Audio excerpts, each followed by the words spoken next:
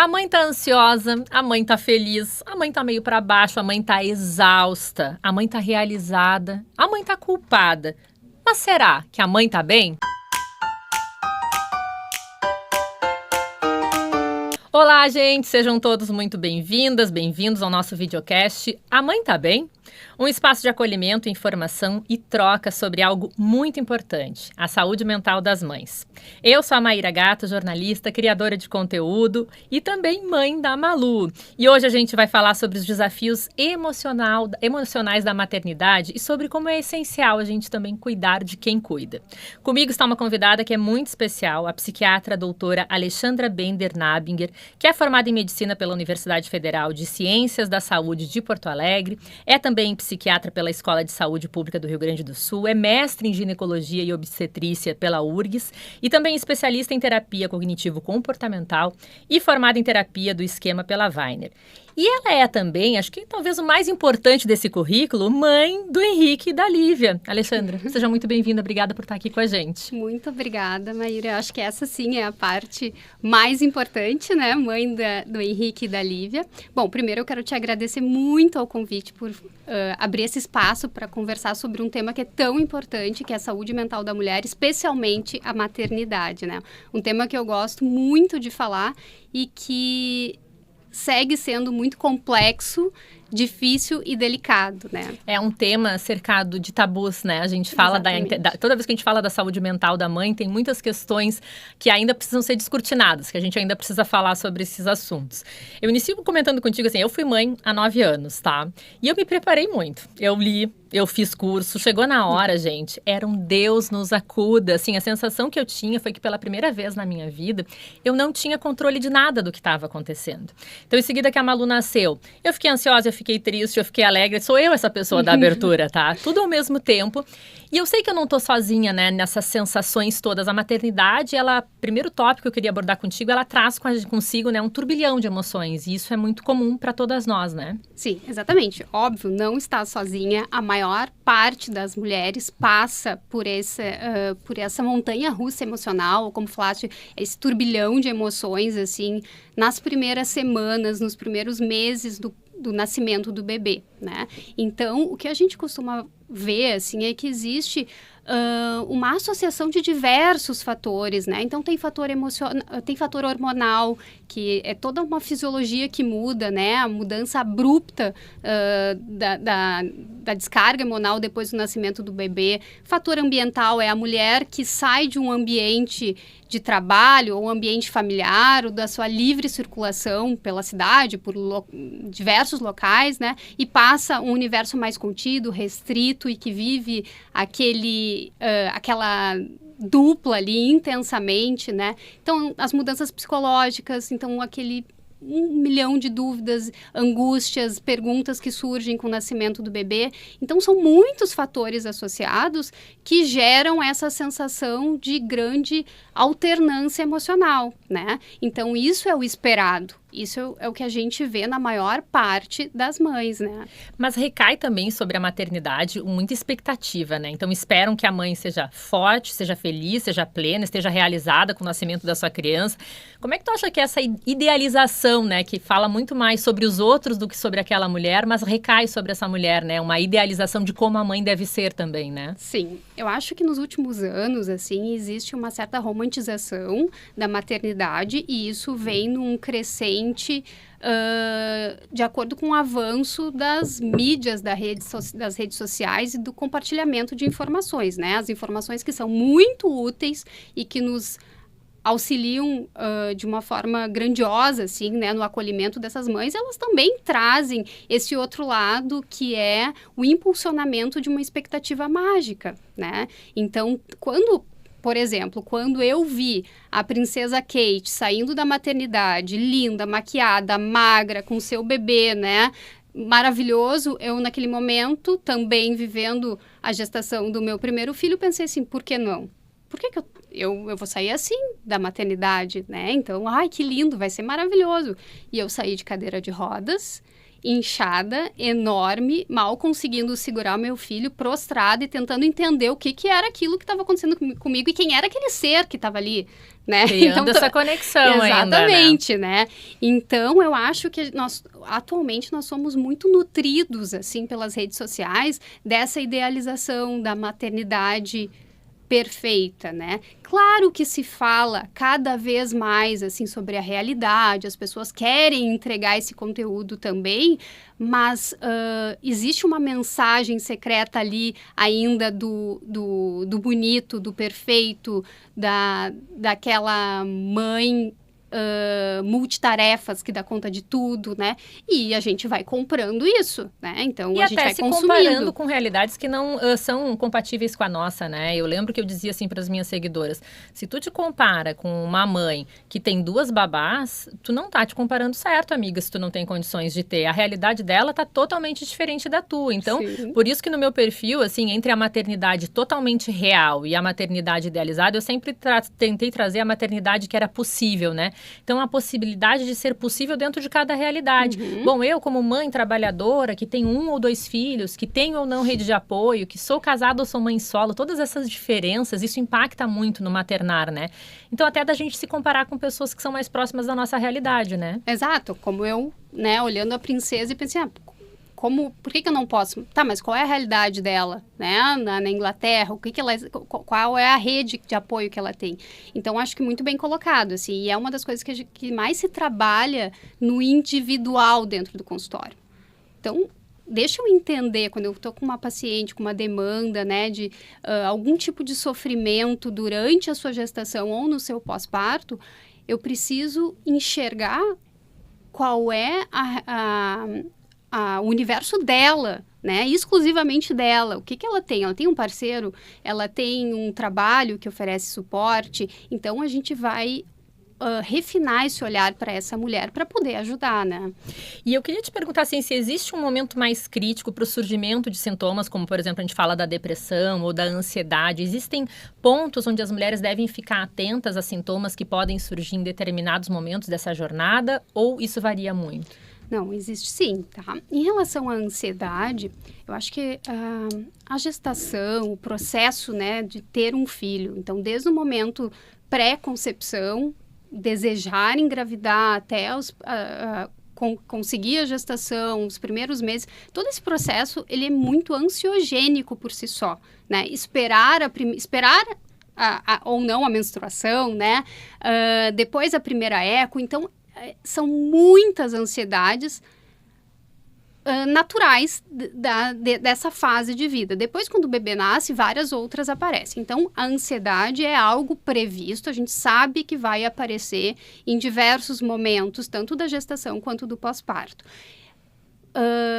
Nós precisamos, de novo, individualizar esse olhar, assim, porque se é uma mãe que sofre de ansiedade, previamente já sabe, já tem algum diagnóstico, ou já sabe do seu funcionamento muito mais ansioso para outras coisas da vida, é claro que ela pode sofrer um pouco mais. Então, a gente tem que cuidar mais dessa mulher que já tem um funcionamento ansioso, tá? Mas, em relação à ansiedade, eu diria assim, são várias fases, né? Vários momentos que podem gerar o aumento de ansiedade. Em relação à depressão pós-parto, a depressão pós-parto, ela pode ser diagnosticada do início, né? Logo no primeiro mês, após o nascimento do bebê, até o primeiro ano desse bebê. O primeiro mês é o mês mais importante, assim, emocionalmente falando. Por quê?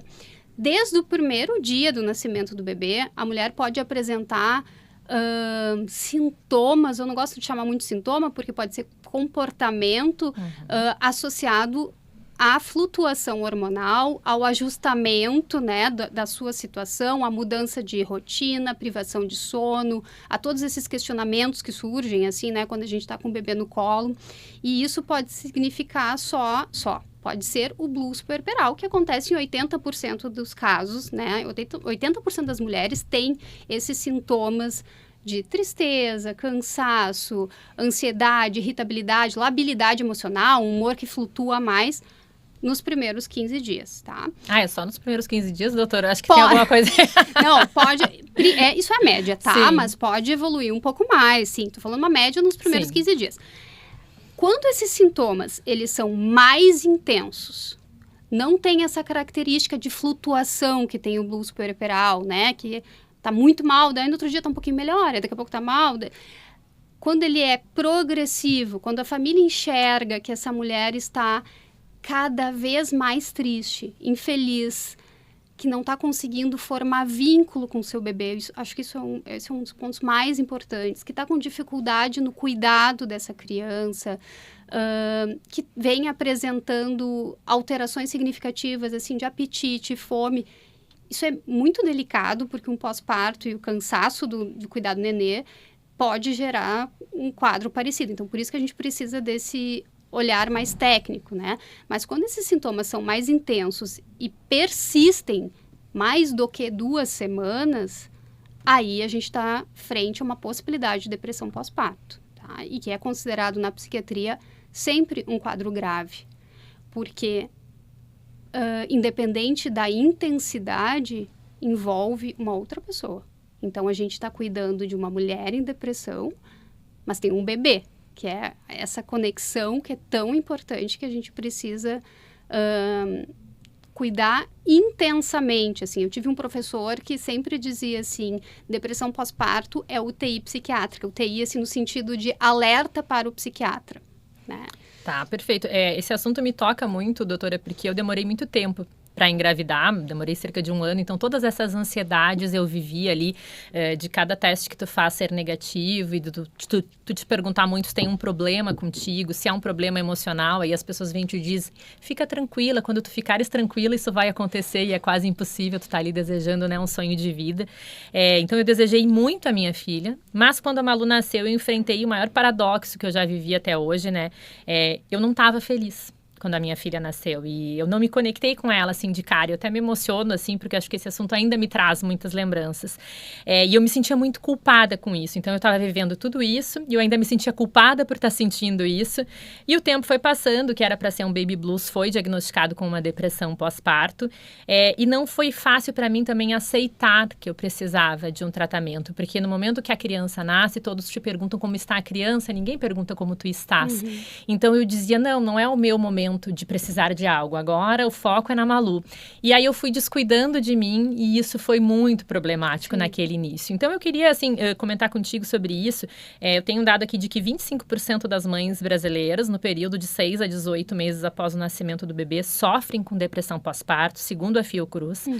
Imagino que sejam números subnotificados, porque a gente sabe que muitas mães passam por isso caladas. Quando eu compartilhei pela primeira vez no meu perfil, muitas pessoas se identificaram, me disseram que tiveram quadros muito semelhantes, mas não tiveram a oportunidade, a condição financeira, o tempo para esse tratamento, né? Quais são os sinais, assim, de alerta, então, que as pessoas próximas devem observar? E quais são, principalmente, os riscos de não se tratar esse quadro, né? Porque é um risco imediato, mas é um risco que também pode caminhar com essa mãe, com essa criança num longo prazo, né? Exato. Bom, sinais de alerta, assim, então, para família, né? Tristeza progressiva, choro fácil, né? Então, aquela labilidade, aquela sensibilidade emocional, assim, a mãe que chora em diversas situações do dia, o cansaço excessivo. Como eu falei, tem a privação de sono, muitas vezes, mas muitas vezes a gente vê, assim, uma mãe que o bebê dorme e mesmo assim ela não consegue dormir, né? Acontecia comigo, e aí a gente fica muitos dias acordada, né? Então, porque a alteração do padrão de sono faz parte também dessa avaliação da depressão pós-parto, dos critérios diagnósticos, né? Alteração do apetite. Mas, como eu falei antes, uma das coisas principais, assim, né? É ver a conexão com o bebê. E quando a gente fala na conexão, muitas vezes muitas mães me falaram, tá, mas eu tô conectada, não é que eu não tô cuidando do meu bebê. Mas não é isso, é o sofrimento, é o investimento numa grande energia para conseguir dar conta, né, daquilo. Essa sensação de culpa exagerada, né, porque a culpa é uma emoção complexa, natural, óbvio que vai aparecer em diversos momentos, mas a culpa exagerada, ela é muito presente na depressão pós-parto, né? Então, acho que esses são os sinais de alerta, e é isso que eu escuto quando pais, né, maridos me procuram, às vezes outros familiares, eu estou percebendo que tal mulher não está conseguindo sair dessa tristeza, ou essa tristeza está evoluindo, ela está impactando cada vez mais no seu maternar, né? As pessoas começam a observar isso. E é importante que essa rede, né, ao redor dessa mãe esteja atenta, porque a mãe, às vezes, vai ter dificuldade de admitir que está passando por isso, Sim. né? E eu lembro que quando eu passei por isso, a minha psicóloga disse assim, Maíra, tu estás vivendo um luto. E olha que palavra estranha, o nascimento de um bebê e tu tá vivendo um luto. Mas, na verdade, o que ela me dizia é, tu estás enterrando a Maíra, que já existiu antes da maternidade, para permitir que uma nova Maíra vá nascer. E tu precisa viver, inclusive, esses sentimentos do luto para permitir que essa Maíra nasça forte e consiga dar conta aí desse recado, né? A gente falava sobre isso, eu te pergunto assim, quais são os riscos de não tratar? E isso não tratado pode se desenvolver e se tornar uma depressão, por exemplo, eu não sei se a gente usa esse termo, mas algo que vire constante para o restante da vida dessa mãe? Ou tem outros riscos associados? Depressão persistente, então, sim, tem risco do agravamento do quadro depressivo, né? Tem risco dessa mulher ficar mais tempo incapacitada nas suas funções, assim, de uma forma global, tanto em relação aos cuidados do bebê, quanto até pensando mais adiante num retorno ao mercado de trabalho, né? Então, esses são os riscos como é que eu vou dizer assim, mais diretos, mas a gente não pode esquecer dos riscos mais graves, que é o risco de suicídio e o risco de infanticídio. Se fala muito pouco nisso, porque é muito doloroso pensar nisso, né? Que uma mãe, num extremo sofrimento, possa chegar a esse ponto. Então, a gente não consegue, existe uma desconexão. São coisas que eu acho que só outras mães sabem, né? Eu tenho uma amiga que me contou que ela estava passando por uma situação de baby blues e a mãe dela buscou ela e falou assim, se tu estiver pensando em qualquer bobagem, conversa comigo. Isso. Que é uma palavra que ninguém vai te dar, porque ninguém consegue cogitar falar nesse assunto naquele momento. E não era o caso dessa amiga, ainda bem, mas aquelas palavras da mãe dela são palavras que só poderiam vir de outra mãe, né? Sim, exato. Então, acho que é isso, assim, a gente precisa falar sobre isso, a gente precisa falar sobre o risco, né, de suicídio, e por isso é UTI psiquiátrica. Por isso, o tratamento de uma mulher em depressão pós-parto envolve equipe. E equipe, eu digo, não é nem equipe profissional, eu preciso do companheiro, do familiar mais próximo, eu preciso da vizinha que vai acompanhar, da amiga. Então, a gente cria uma equipe de acolhimento e suporte, já trabalhando com prevenção, pensando já a longo prazo, assim, né, de como vai ficar essa estrutura para essa mulher poder fazer o seu tratamento e se reabilitar, né? E existe, assim, tratamento acessível e seguro durante, por exemplo, a amamentação? Porque eu lembro que uma das coisas que eu passei foi que eu cheguei à pediatra da minha filha e disse, estou diagnosticada com depressão pós-parto, vou tomar esta medicação, ok? E ela me disse não. Sim. E aí, depois, conversando com os médicos, eu entendi, não, essa medicação era, sim, segura, ela tinha uma visão mais conservadora, mas ainda tive que lidar com essa aceitação de que tomar a medicação poderia trazer riscos. Hoje em dia, a gente pode dizer que existem tratamentos seguros para essa mãe, mesmo amamentando? Sim, muitos tratamentos, tá? Então, o que acontece é que ainda existe uma certa resistência, até por parte da classe médica, assim, de outras especialidades, tem muitos médicos que ficam com muito medo, né, de qualquer medicação psiquiátrica que possa gerar algum dano ao bebê. Mas nós já temos muitas medicações com tempo suficiente de estudo, de aprovação científica, de comprovação, assim, de baixíssimo risco ou quase risco nulo, né? Então, que são acessíveis, inclusive, na rede pública, pensando em depressão pós-parto, tá? Então, não tem por que não tratar. É claro que a gente não sai medicando todo mundo, né?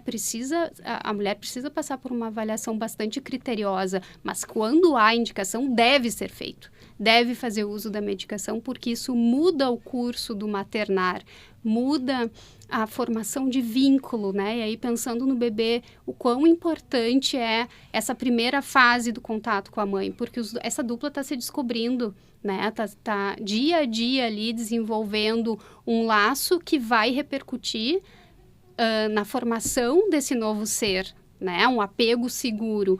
Então, sim, a gente deve tratar, a gente deve falar sobre isso.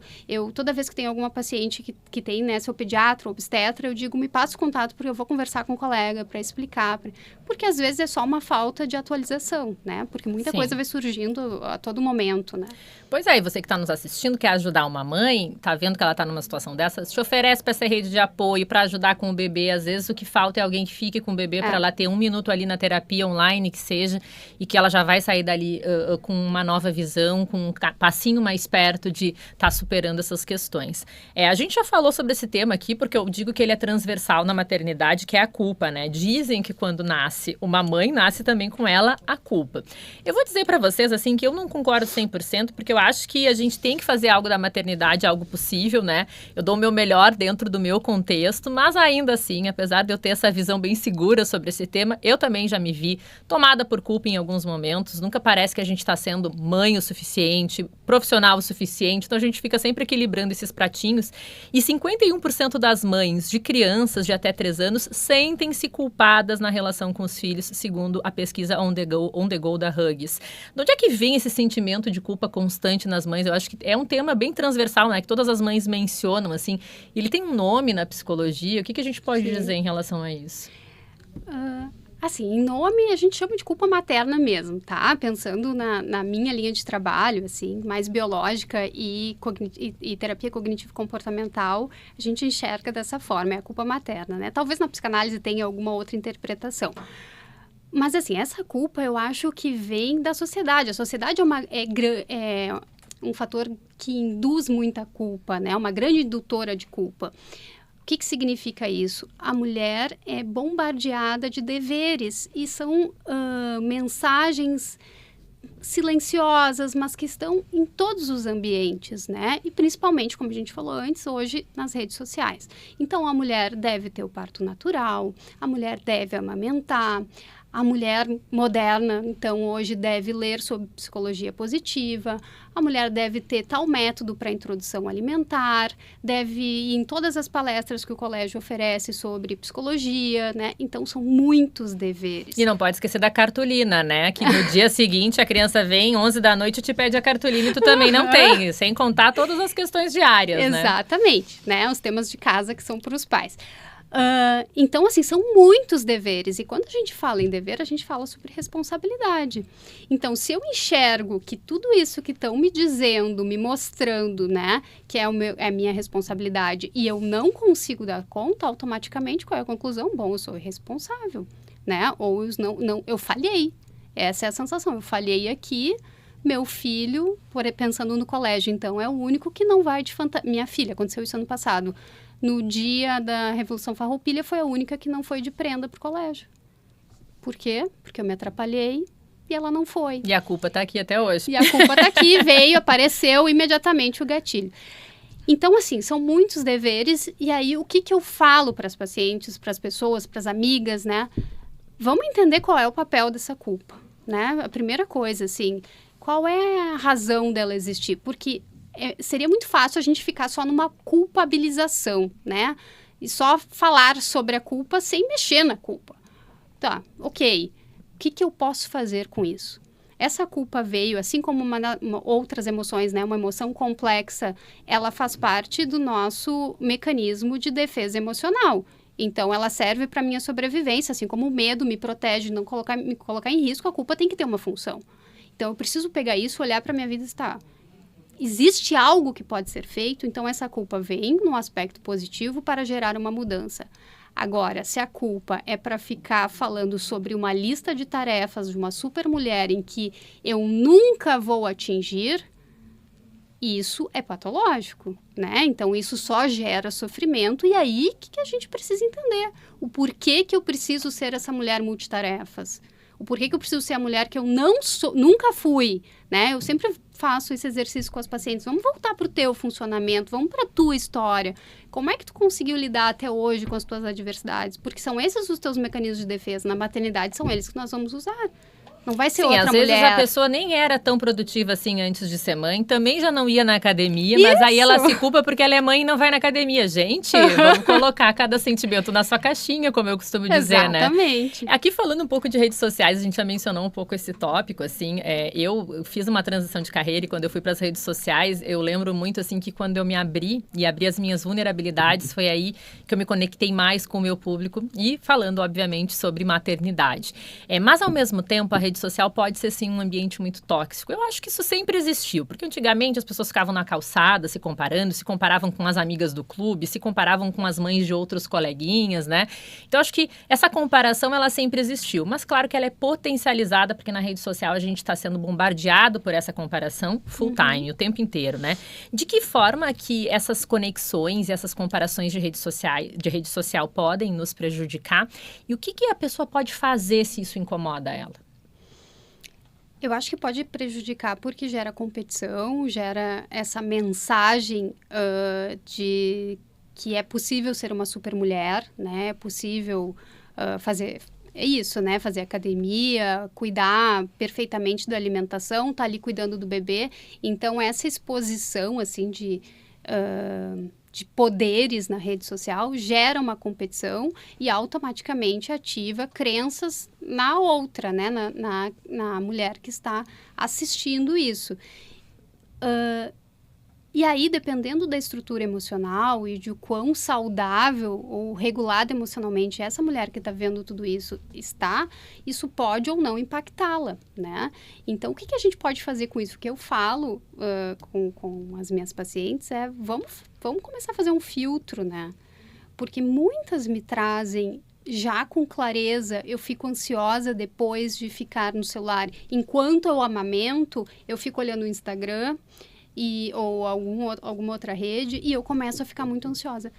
Bom, então vamos para o básico. Esse momento é teu, então vamos tirar essa multidão de pessoas que está invadindo o teu momento e está te atrapalhando, né? Uma coisa é fazer o filtro positivo e achar um conteúdo maravilhoso que também é muito verdadeiro e usar isso positivamente, mas usá-lo para comparação nutrir o sofrimento, né? Então, a gente tem que cuidar com a comparação. Eu digo que, o botão do unfollow tá aí para ser usado, né? Às vezes a gente começa a seguir a pessoa num contexto e a gente gostou, a gente se identificou. Depois de um tempo aquilo já não faz mais sentido pra gente. Gente, deixou de seguir. Eu vivi muito isso na questão de padrão de corpos, né? E tinha pessoas que eu seguia que foram, enfim, adotando aí uma rotina de exercício e virando um corpo inalcançável para mim. Eu fui entendendo que aquilo me fazia mal. Eu falei, quer saber? Eu vou seguir gente que tá mais parecida comigo, gente que tem uma rotina mais parecida com a minha, que tá buscando um corpo mais parecido com o que eu acho que é possível eu ter. E acho que esse exercício a gente tem que fazer também, de olhar a rede social com um senso crítico para a gente conseguir olhar e dizer, bom, isso me serve, isso não me serve. E aí, deixou de seguir, tá ótimo, né? Não precisa mais conviver com aquele tipo de exposição, né? Exatamente. Quais estratégias tu recomenda para o pessoal lidar, assim, com esse negócio, esse excesso de auto-julgamento, assim, falando da culpa como um todo, assim? É a estratégia de sair da rede social, mas tem gente que não tem rede social e ainda assim caminha com essa culpa. Que sentimentos que a gente tem que acessar e que estratégias talvez a gente possa ter para lidar com essa culpa de um jeito que ela realmente nos traga alguma efetividade ou para tirar ela do caminho? Sim, o que eu uso muito, assim, é a checagem de evidências, né? Que é uma técnica na terapia cognitivo-comportamental, mesmo nas pacientes que não estão em terapia comigo, mas que vão, às vezes, só para parte clínica, medicamentosa, né? Mas eu gosto de trabalhar sempre com isso, assim, com a checagem de evidências, porque quando a gente normalmente avalia o que a mãe está dando conta, é uma lista muitas vezes muito maior do que daquilo que ela gostaria de fazer e não está fazendo. A falha, aqui eu não consigo fazer isso, né? Ela só foca no que ela não fez, mas ela não consegue parar e ver a lista de que outras 10 coisas que ela fez naquele dia, né? Exato. Então, a gente trabalha muito com a valorização das competências, assim, né? Tá sendo muito competente. Mas não tá excelente, mas tá ótimo, né? E sempre individualizando, flexibilizando o ideal, né? O ideal é a amamentação exclusiva. Bom, mas tem muitas mulheres que precisam recorrer ao leite complementar, né? Ou que não conseguem amamentar. E aí a gente vai entender essa mulher, acolher e mostrar, olha, tá tudo bem, tem várias outras coisas que estão funcionando bem, né? E por que a gente vai focar naquilo que não conseguiu. E claro, às vezes a gente precisa ajudá-la e instrumentalizá-la para conquistar mais um pouco, né? Eu costumava dizer, quando a Malu nasceu, meu marido chegava e dizia, olha, eu não consegui limpar a casa, eu comi congelado, eu ainda não tomei banho, mas a criança tá viva, limpinha e alimentada. Então, missão do meu dia cumprida, né? Bom, falando agora um pouco mais do tema de carreira, né? Muita gente me pergunta por que eu saí da TV. Para quem não sabe, tive uma carreira com 10 anos como jornalista, né, de TV, foi uma coisa muito incrível. E aí eu pensei que quando a minha filha nascesse, eu ia ficar mais covarde, mais conservadora, eu ia querer manter tudo como já estava. E foi o oposto. A Malu me deu muita coragem para promover mudanças que eu precisava e que eu queria fazer na minha vida. E eu tive muita certeza quando ela nasceu de que eu tinha que estar mais perto dela, que esse era o momento. E não era daqui 10 anos, era naquele momento ali. Então eu fiz uma transição de carreira para algo que me permitisse, né, estar mais perto dela. E isso acontece com muitas mães. Ainda assim, mesmo com a gente buscando uma rotina que nos permita estar com as crianças e conciliar isso com o trabalho, a sobrecarga é uma coisa que nos persegue, né? Como é que essa sobrecarga emocional, física, mental impacta a saúde das mães, especialmente as mães que trabalham em paralelo, trabalham fora, né? E que acabam tendo essa sobrecarga dupla da carreira e também da rotina da casa? Bom, assim, muitas mulheres apresentam essa capacidade de lidar com esses universos diferentes de uma maneira muito diversa, né? Então, eu preciso entender, assim, como que cada uma está conseguindo conciliar isso ou não está conseguindo equilibrar. A busca do equilíbrio entre maternidade e carreira, trabalho, ela é diária. Eu digo para todas, assim, é um dia de cada vez e todo dia a gente vai buscar conquistar esse equilíbrio, né? E a gente vai falhar nessa caminhada. E é importante também ter conseguir lidar com a frustração, assim como com a aceitação do possível, do suficiente, né? Então, esse equilíbrio, assim, é algo que é um desafio que nós precisamos tentar entender quais são os fatores possíveis de modificação. Bom, para o meu melhor funcionamento, o que eu preciso? Bom, eu preciso de melhor distribuição de tarefas domésticas, eu preciso colocar a figura masculina, o pai dessa criança, em tarefas que tipicamente são femininas, como acompanhamento no colégio, nas consultas médicas, no dentista. Eu digo isso, assim, claro que tem muitos pais que já fazem, mas a maior parte das vezes ainda são as mulheres que assumem essas tarefas dos filhos, né? Mas tem que fazer sem ser mandado, né? E tem que saber o que é, chegar no médico e saber qual é a rotina da criança, que remédio que a criança já tomou, quais são os sintomas que levaram ela a estar num pediatra, enfim, é saber de verdade, é se apropriar de verdade, né? Não é um pedido de auxílio, né? Faz um favor para mim. Não é favor, isso é uma divisão de tarefas, né? Então, quando isso começa a funcionar melhor, é claro que a vida profissional também volta a fluir, né? Então, a gente abre um espaço para a vida profissional. Só que existe também uma ambivalência muito materna, assim, né? Ok, a vida está organizada, eu tenho quem cuide, eu tenho suporte, tem a avó, tem todo mundo, tá tudo certinho, mas dentro de mim existe uma agonia, por quê? Porque eu tô aqui 8 horas e será que eu não deveria estar 6 no trabalho e não 8? Então, por isso que não existe uma resposta simples, assim, né? Todo dia a gente precisa se olhar, tentar entender, assim, qual é o meu objetivo. Hoje, por exemplo, eu vou trabalhar mais, eu tô fora de casa. Então, como é que eu vou conquistar o equilíbrio? Assim que eu chegar em casa, eu me desconecto do trabalho, das redes, dos pacientes e eu vou ficar com os meus filhos, Ter um tempo de né? qualidade com eles, né? Exatamente. Eu lembro que eu me sentia muito culpada porque eu tava louca para voltar ao trabalho. Todo mundo me olhava e dizia assim, Maíra, tu deve estar arrasada com o fim da licença. Eu tô feliz da vida, eu tô louca para trabalhar. Trabalho me significa também, me traz sentido para minha vida, Sim. né? A gente também tem que poder normalizar isso, né? Que as mulheres têm suas carreiras, gostam das suas carreiras, que o trabalho também traz dignidade, traz felicidade para elas, né? Existe uma forma, tu acha, assim, saudável de equilibrar essa questão da carreira e maternidade ou é uma ilusão que a gente vive? Outro dia eu vi um médico dizendo, não pode levar as crianças para creche até os 3 anos, aí não tem licença maternidade. Aí eu falei, gente, como que a gente chega a esse denominador comum? Ou realmente é muito individual? É muito individual, mas é super possível, tá? Por quê? Possível por quê? Possível quando a mulher entende que não há perfeição. quando a gente chega nessa clareza, assim, ok, eu vou ser suficiente no trabalho para ser uma boa mãe e não uma mãe perfeita, a gente consegue chegar lá e ter essa sensação de leveza, ok, estou bem, né? Cheguei onde eu queria, consigo trabalhar e consigo dar conta da minha maternidade. Só que é um processo, né? Até chegar a essa aceitação de não entregar tudo, de não trabalhar o quanto gostaria, de não receber, de não ser remunerada, talvez o quanto poderia ser não tivesse filhos, e aí passa por aquela situação que a gente fala muito na psiquiatria mesmo, que é o luto, né? Então, de elaborar o luto da mulher sem filhos, né? E conseguir entender que é outro ser agora, né? Então, quando a gente entra na aceitação, é possível, sim, esse equilíbrio, e ele traz muita gratificação. É muito bom poder ver assim, eu estou cumprindo bem os meus papéis. E às vezes a gente tem que aceitar que hoje a gente vai ser incrível no trabalho, amanhã a gente vai ser incrível na maternidade, depois no dia seguinte a gente vai ser incrível porque correu o quanto gostaria, fez o seu exercício, né? Às vezes a gente vai ser uma incrível por dia. Isso. Ser a mulher incrível todos os dias já não tá dando, gente. 50% das trabalhadoras que tiram licença maternidade são demitidas em aproximadamente 24 meses após o retorno ao trabalho, segundo a FGV. O que os empregadores e a sociedade poderiam fazer para apoiar melhor as mães nesse contexto, nessa retomada? Porque é um momento de muita insegurança, assim. Eu lembro até hoje, a última reunião que eu tive antes de sair de licença maternidade e a reunião que eu tive quando eu voltei da minha licença maternidade. E é um momento de muita insegurança para as mães, né? Como que quem está ao redor ali pode apoiar esse momento para essa mãe?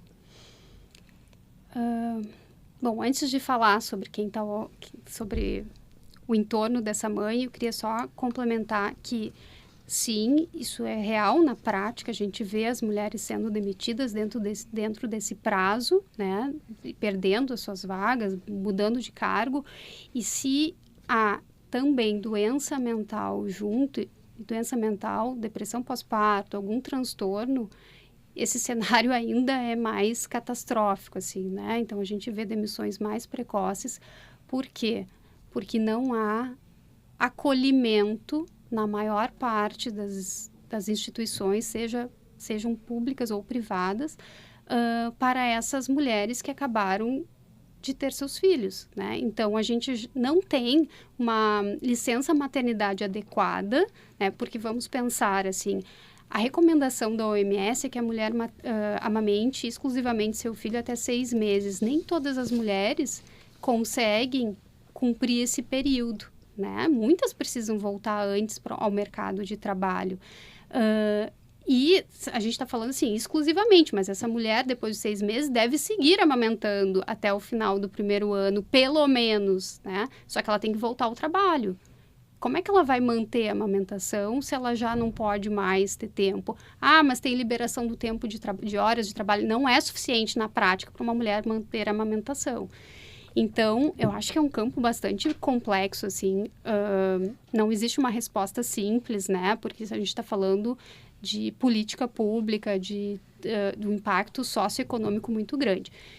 Então, num campo geral, assim, a resposta é: a gente precisa aumentar o diálogo entre as empresas, os serviços e a mãe que acaba de chegar. Não existe ainda suporte suficiente para o acolhimento dessas mulheres. E eu acho que parte muito, assim, do cuidado direto com a mãe, né? Em pequenas esferas, né? Então, assim, o que a gente pode fazer? Nós aqui, o que a gente pode fazer? Bom, a gente pode cuidar daquelas que estão conosco, né? Então, assim como eu fui cuidada no momento que eu parei de trabalhar, a empresa, né, que eu trabalhava me acolheu muito bem e me disse: volta no teu tempo. Eu fiz da mesma forma com a minha funcionária, que me ajuda em casa e com minhas crianças, e que tem 4 filhos. E que engravidou durante o trabalho, no contrato de trabalho, e nós esperamos, amparamos e cuidamos, né? E chegou um momento que ela, com seus 4 filhos, me disse assim: não consigo mais, porque ela tem 4 filhos. E eu disse: tá bem, vamos ajustar. O que não tá bom? Ela: não consigo dar conta dos meus filhos, eu estou cuidando dos teus e eu não estou cuidando dos meus. E aí, como é que eu vou desamparar uma mulher dessa? Ela é maravilhosa para mim se ela está tendo essa sensibilidade que ela precisa cuidar dos dela.